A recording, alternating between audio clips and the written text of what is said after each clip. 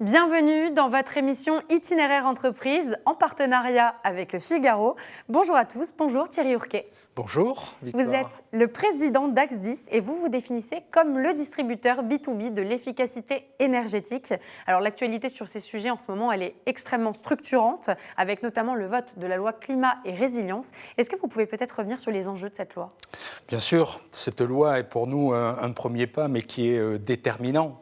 En effet, ça fait déjà 4 à 5 ans que Axe10 se positionne dans ce contexte-là, dit de rénovation globale.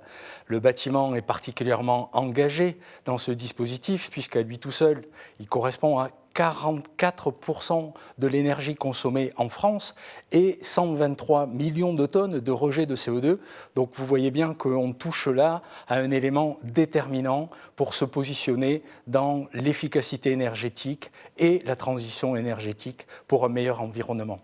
Et dans le cadre de cette lutte, il y a notamment celle contre les passoires thermiques. Quelle est votre position chez Axe10 ? Alors c'est un événement évidemment crucial puisque plus de 4 millions de logements sont traités et considérés comme des passoires thermiques, les fameuses étiquettes F et G dans ce cas-là. Et du coup, l'enjeu est très important, d'autant que 23% des occupants de ces passoires thermiques sont des ménages en situation modeste ou très modeste. Qui ont donc une facture qui grimpe. Exactement. Donc il faut, dans leur cas, éviter la double peine.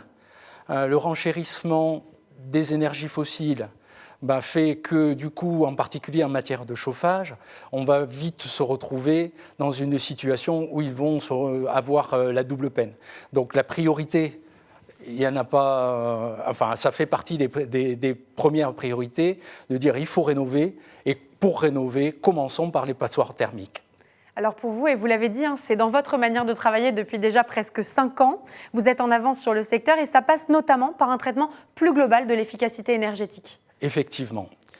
Apporter une solution, comme ça a souvent été le cas au travers des médias, du marketing, et parce que c'est une information qui alerte et qui attire l'attention des bénéficiaires potentiels, remplacer votre chaudière fuel par une pompe à chaleur à 1 € par exemple, ce qu'on a vu fleurir une multitude d'offres allant dans ce sens-là, mais tout ça n'est utile que dans la mesure où on s'est préoccupé de l'état de l'enveloppe.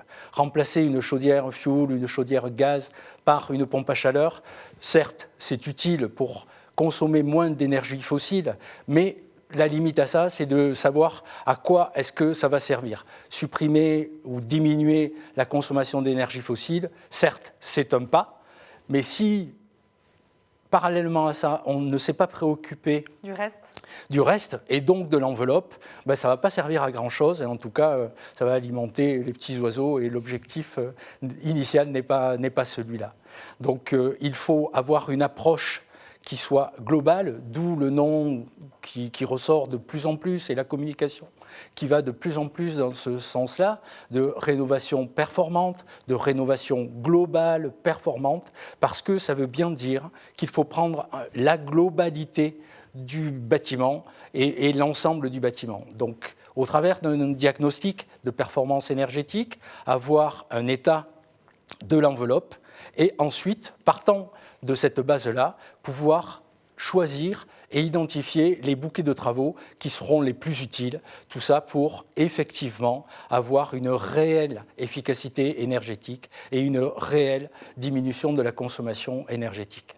Alors une grande spécificité également d'Axe10, c'est votre volonté d'accompagner vos clients dans la constitution de leur dossier de subvention. C'est cette activité de conseil, selon vous, qui fait la différence et qui leur permet aussi peut-être d'être sensibilisés aux aides qui existent ? Oui, bien sûr, elle y contribue. En tout cas, elle y contribue grandement. Mener des travaux dans son logement, dans son domicile, la maison ou l'appartement est souvent l'économie d'une vie, c'est le patrimoine principal d'un ménage. Donc tout ça peut avoir un effet anxiogène.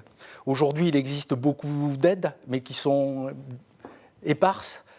Quelquefois, les dossiers sont compliqués pour pouvoir y accéder. Donc tout ça contribue on peut contribuer en tout cas à ce qu'un certain nombre de bénéficiaires abandonnent avant et que leur projet n'aboutisse pas, ce qui est dommage.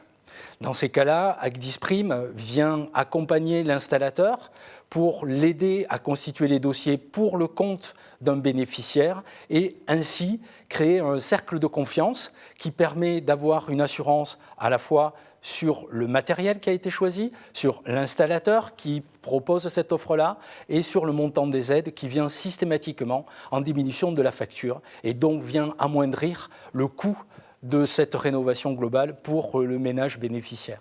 Alors l'engagement sociétal d'Ax10, il va encore plus loin puisque vous venez de créer un fonds de dotation qui s'appelle Green Safe Planet qui vient justement compléter les aides existantes pour que le reste à charge, le reste à payer pour le consommateur final soit le moins élevé possible. Exactement, on vient d'en parler, le reste à charge peut être un frein et pour contourner cette partie-là, quoi de plus naturel pour quelqu'un comme Acdis, comme Acdisprime, qui sont fortement engagés dans ce processus, à proposer aux plus démunis une aide privée qui permette de encore diminuer leur reste à charge. Donc nous avons souhaité nous mobiliser toute la chaîne qui participe à cette rénovation globale des bâtiments, les fabricants, les installateurs, les partenaires financiers et même les ménages.